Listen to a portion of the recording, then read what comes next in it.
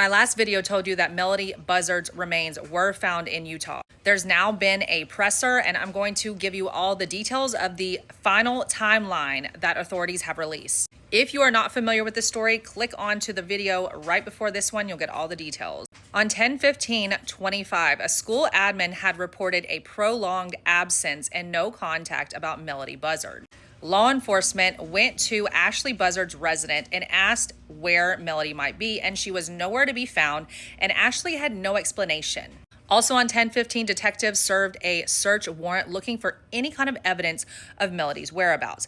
This is where they found out information about this car rental. So of course, they go to the car rental place. They see the surveillance that we talk about all the time, where they both had the wigs on. And this is where they get all their information about this road trip. As you know, there's GPS tracking on rental cars. On 10/24/25, this is when law enforcement shares all about this long road trip. I believe the dates were October 7th through the 10th. Last seen video of anything of Melodee was on 10/9, and law enforcement believes that Melodee's life was taken shortly after that. As you guys know, law enforcement continuously, tirelessly still searches for the whereabouts of Melodee. Ashlee doesn't break. She doesn't communicate anything. But then on December 6th of 2025, law enforcement receives a call of a man and woman taking photos off of a highway in Wayne County, Utah, and they had discovered a decomposing body off of West Caneville Road.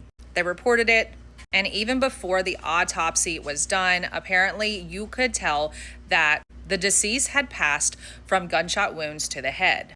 Now, this takes us to December 17th, where testing finally came back, linking a cartridge case that was found at Ashlee's home to cartridge cases at the Utah crime scene where the decomposing body of Melodee was found. On 12/22, the FBI announced that the DNA of that decomposing body was familial to Ashlee Buzzard. And today, on 12/23, Ashlee Buzzard was finally arrested and charged with first-degree murder and being held with no bail.